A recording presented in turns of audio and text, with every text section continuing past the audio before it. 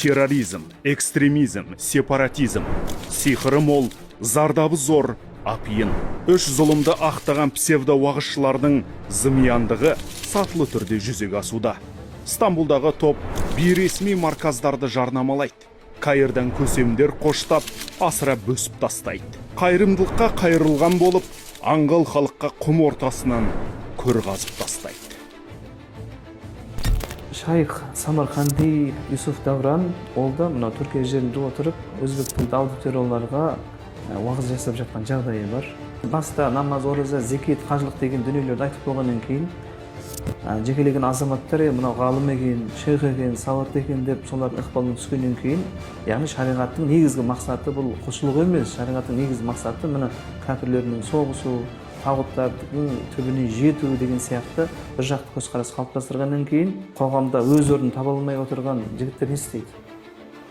Төбемен жұмаққа барғым келеді деп, сол уағызшылардың ықпалынан түсіп жатқан жағдайы бар. Экстремистік ұйымдардың идеологтары Самарқанди мен Давран Стамбулда 50-ден аса заңсыз орталыққа иелік етеді. Негізгі нысандары Орталық Азия. Үлкенді де, кішіні де қабылдайды. Діни білім берген болып, террорлық ұйымдарға жақтас дайындайды. Ислам деп қазір поисковикке жазатын болсаңыз, 80 миллионнан астам результат шығады. Оның ішінде қай ислам, қандай не, сондықтан да көбінесе солай кіреді. Бұл негізгі радикалды бағыттағы, террористік бағыттағы, экстремистік бағыттағы топтардың қаржыны соған аямай жақтас табуға деген бір талпыныстан туындаған сияқты. Кез келген радикалды террористік, экстремистік топтардың қаржылық үлкен қолдаулары бар. Өйткені сонша адамдардың басын қоспаса, ол сол жерде дүрбелең тудыра алмайды. Сол үшін оларда сол бағытта өте көп былайша айтқан кезде қаражат бөлінеді. Түркиядан келген ағымдар болсын, арабтардан келген ағымдар болсын, бұлардың ешбірі қазақты жаңағыдай қазақилыққа тәрбиелеп жатқан жоқ. Яғни ертең елге шет жақтан бір мұсылман мемлекеті соғыс ашса да, оған есікті ашып беріп оларға қарсы тұруға болмайды деген сөзді айтатын сияқты. Яғни өздерінің елін қорғамайтын сияқты болып көрінеді.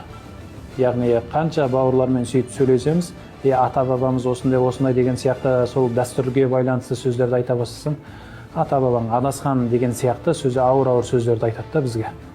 Яғни сол жерден қарайсың, ертең сенің ата-бабаң, елің, жерің деген құндылықтар олар үшін маңызды емес сияқты. Бейресми марказдарға маталған талай жерлесіміз қазір ғаламтор төрінен ұлттық құндылықтарға шабуыл жасап жатыр. Сөз бастайтын шешен де емес, жол көрсететін көсем де емес. Тек отқа салатын көсеу ғана.